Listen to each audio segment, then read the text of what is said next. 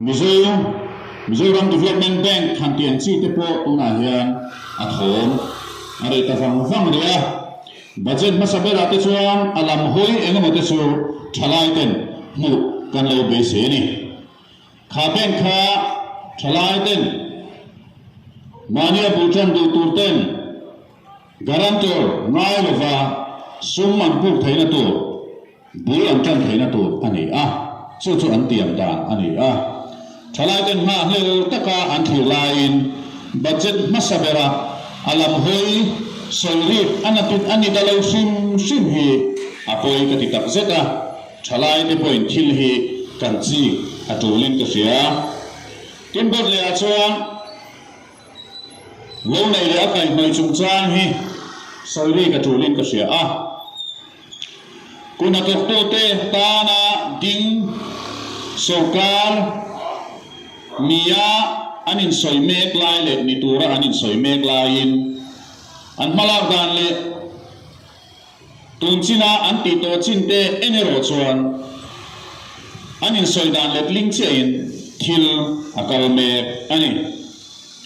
agriculture and allied activities kan ti lo nei le akai hoya chuan MNF sarkarin matharla na turla sumada capital expenditure atana sumaruaman revised estimate ami ain tuna implement budget apara hian nasutakin sum ada tlong so ani chuwa kan soyang le ataka ma kan la dan in ang le silo le kan soyang nilava alit lingzong zela ma kan chhauchar char mai te po hi abikin thalai te uluk taka thilzir sianga ngai to na sem turin tukina hian ka thalai puite kan som bokani tin sumle pai chungsa te po han soile chunin ka fia a sokar masa har sanatam tak sokar ina to ka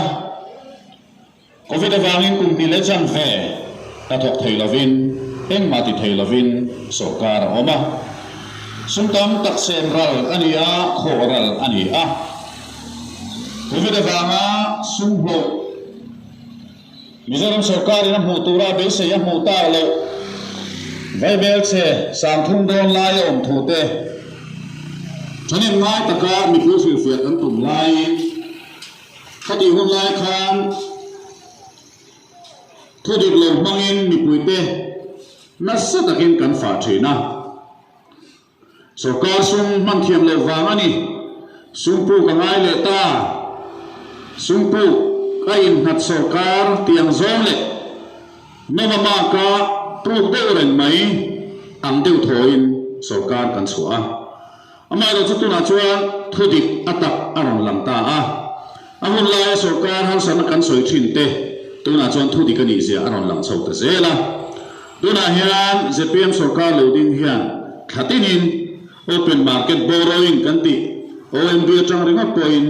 cheng viber se somriat chuang zel apuk chho zat ngala chumi ni lova an budget har pharta samni le somni pali somni pawa budget apo hian tuna hian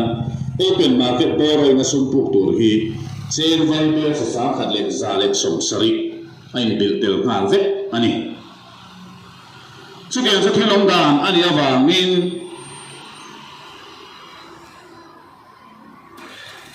tuna kan thom se pha te pui sarkar hian englam nge hoya engti zong nge ma alak chhok me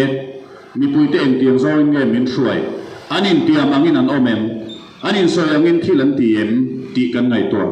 atulin ka sia a mani hai vur sarkar sumren chem nia anin soi lain sarkar masaina alo kar pu aya anin du sakna le anin hung bukna atana an sumsen so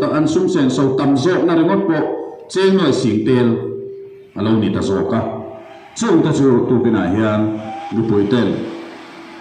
min fiat puya ngai to na min sen pui kan du ani